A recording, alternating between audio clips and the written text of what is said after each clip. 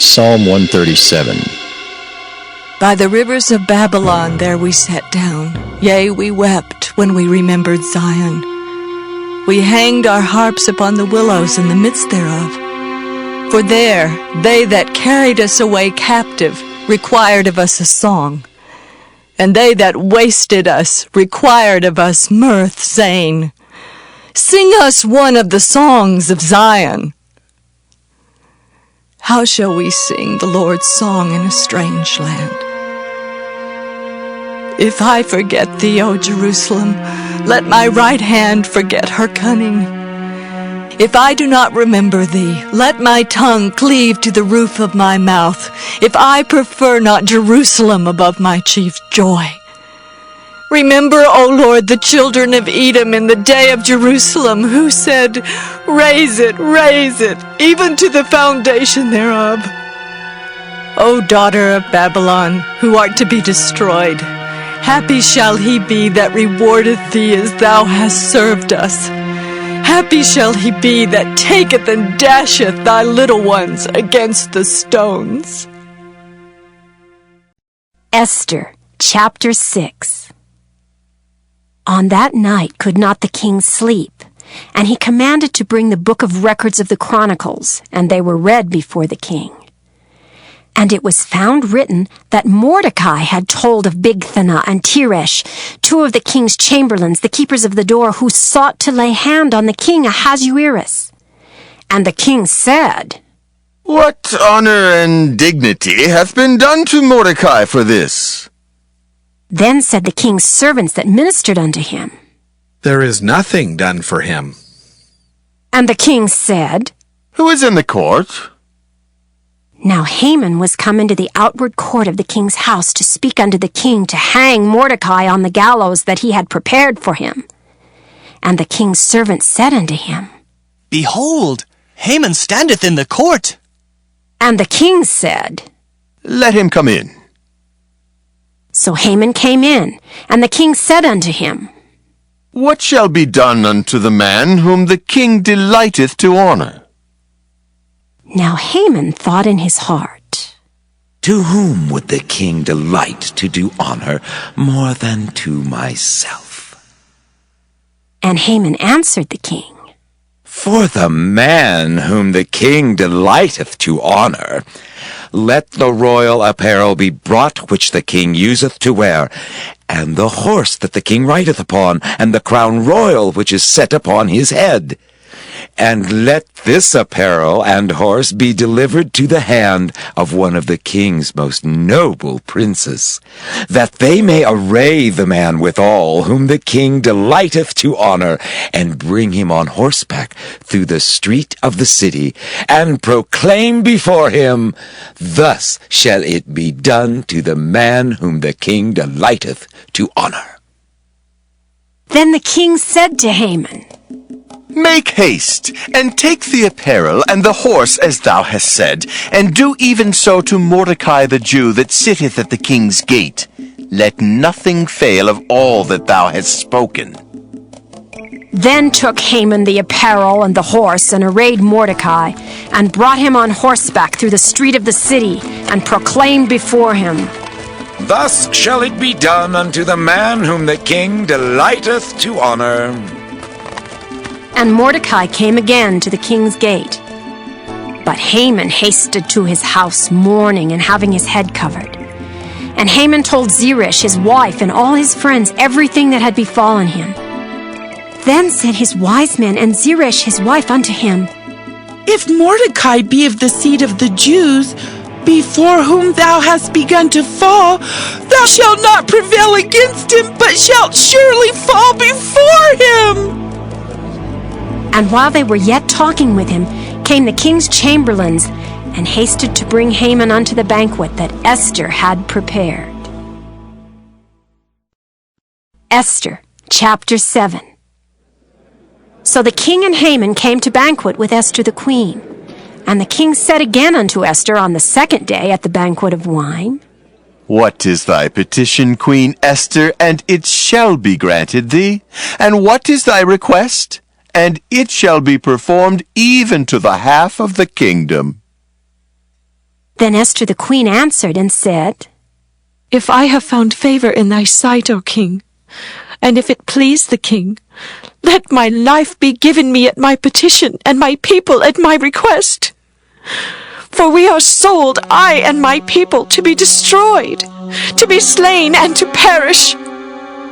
But if we had been sold for bondmen and bondwomen, I had held my tongue, although the enemy could not countervail the king's damage. Then the king Ahasuerus answered and said unto Esther the queen, Who is he, and where is he, that durst presume in his heart to do so? And Esther said, The adversary and enemy is this wicked Haman. Then Haman was afraid before the king and the queen. And the king, arising from the banquet of wine in his wrath, went into the palace garden. And Haman stood up to make request for his life to Esther the queen, for he saw that there was evil determined against him by the king. Then the king returned out of the palace garden into the place of the banquet of wine, and Haman was fallen upon the bed whereon Esther was. Then said the king, Will he force the queen also before me in the house? As the word went out of the king's mouth, they covered Haman's face. And Harbona, one of the chamberlains, said before the king, Behold also the gallows 50 cubits high, which Haman had made for Mordecai, who had spoken good for the king, standeth in the house of Haman. Then the king said, Hang him thereon. So they hanged Haman on the gallows that he had prepared for Mordecai. Then was the king's wrath pacified. Esther, chapter 8. On that day did the king Ahasuerus give the house of Haman, the Jews' enemy, unto Esther the queen. And Mordecai came before the king, for Esther had told what he was unto her. And the king took off his ring which he had taken from Haman, and gave it unto Mordecai. And Esther set Mordecai over the house of Haman. And Esther spake yet again before the king, and fell down at his feet, and besought him with tears to put away the mischief of Haman the Agagite, and his device that he had devised against the Jews. Then the king held out the golden scepter toward Esther. So Esther arose and stood before the king, and said, If it please the king, and if I have found favor in his sight, and the things seem right before the king, and I be pleasing in his eyes, let it be written to reverse the letters devised by Haman the son of Ammedatha, the Agagite, which he wrote to destroy the Jews, which are in all the king's provinces. For how can I endure to see the evil that shall come unto my people? Or how can I endure to see the destruction of my kindred? Then the king Ahasuerus said unto Esther the queen, and to Mordecai the Jew, Behold, I have given Esther the house of Haman, and him they have hanged upon the gallows, because he laid his hand upon the Jews. Write ye also for the Jews, as it liketh you, in the king's name, and seal it with the king's ring. For the writing which is written in the king's name, and sealed with the king's ring, may no man reverse. Then were the king's scribes called at that time in the 3rd month, that is the month Sivan, on the 23rd day thereof. And it was written according to all that Mordecai commanded unto the Jews, and to the lieutenants and the deputies, and rulers of the provinces which are from India unto Ethiopia, and 127 provinces, unto every province according to the writing thereof, and unto every people after their language, and to the Jews according to their writing, and according to their language. And he wrote in the king Ahasuerus' name, and sealed it with the king's ring, and sent letters by posts on horseback, and riders on mules, camels, and young dromedaries, wherein the king granted the Jews which were in every city to gather themselves together, and to stand for their life, to destroy, to slay, and to cause to perish all the power of the people and province that would assault them, both little ones and women, and to take the spoil of them for a prey upon one day in all the provinces of King Ahasuerus, namely upon the 13th day of the 12th month, which is the month Adar. The copy of the writing for a commandment to be given in every province was published unto all people, and that the Jews should be ready against that day to avenge themselves on their enemies. So the posts that rode upon mules and camels went out, being hastened and pressed on by the king's commandment. And the decree was given at Shushan, the palace. And Mordecai went out from the presence of the king in royal apparel of blue and white, and with a great crown of gold, and with a garment of fine linen and purple. And the city of Shushan rejoiced and was glad. The Jews had light and gladness and joy and honor. And in every province and in every city whithersoever the king's commandment and his decree came, the Jews had joy and gladness, a feast and a good day. And many of the people of the land became Jews, for the fear of the Jews fell upon them. Esther, chapter 9. Now in the 12th month, that is the month Adar, on the 13th day of the same, when the king's commandment and his decree drew near to be put in execution, in the day that the enemies of the Jews hoped to have power over them, though it was turned to the contrary, that the Jews had rule over them that hated them. The Jews gathered themselves together in their cities throughout all the provinces of the king Ahasuerus, to lay hand on such as sought their hurt. And no man could withstand them, for the fear of them fell upon all people. And all the rulers of the provinces, and the lieutenants, and the deputies, and officers of the king helped the Jews, because the fear of Mordecai fell upon them. For Mordecai was great in the king's house, and his fame went out throughout all the provinces, for this man Mordecai waxed greater and greater. Thus the Jews smote all their enemies with the stroke of the sword, and slaughter and destruction, and did what they would unto those that hated them. And in Shushan the palace the Jews slew and destroyed 500 men.